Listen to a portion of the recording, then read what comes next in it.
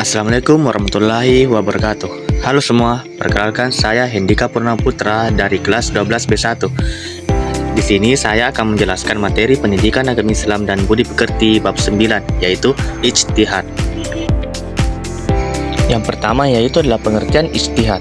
Ijtihad adalah usaha sungguh-sungguh seorang ulama atau mujtahid untuk menetapkan hukum Islam terhadap suatu masalah yang tidak dijelaskan secara langsung dalam Al-Quran dan hadis.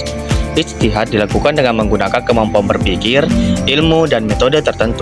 Tujuan ijtihad adalah menemukan hukum Islam agar dapat menjawab persoalan baru dalam kehidupan umat Islam.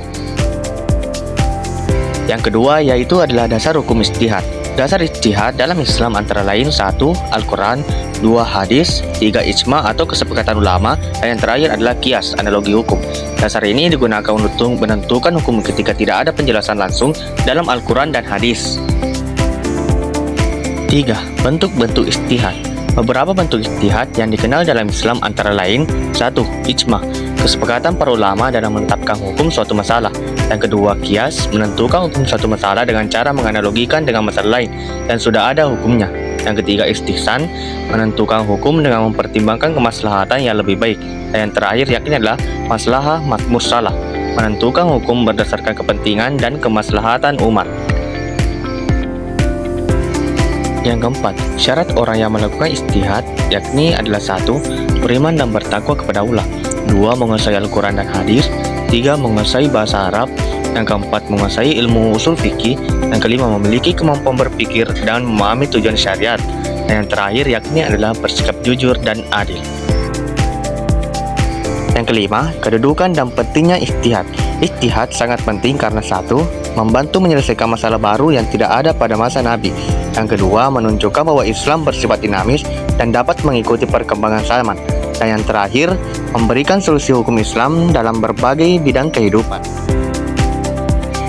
Contoh ijtihad dalam kehidupan modern. Contoh penerapan ijtihad dalam kehidupan sekarang yaitu adalah 1. Hukum transaksi digital dan perbankan. Yang kedua, hukum bayi tabung. Yang ketiga, hukum donor organ tubuh. Dan yang terakhir yakni adalah hukum penggunaan teknologi modern dalam kehidupan sehari-hari. Kesimpulan dari materi ini yakni adalah ijtihad adalah usaha para ulama untuk menggali hukum Islam dari Al-Quran dan hadis ketika muncul masalah baru. Ijtihad sangat penting agar ajaran Islam tetap relevan dengan perkembangan zaman dan mampu memberikan solusi bagi kehidupan umat.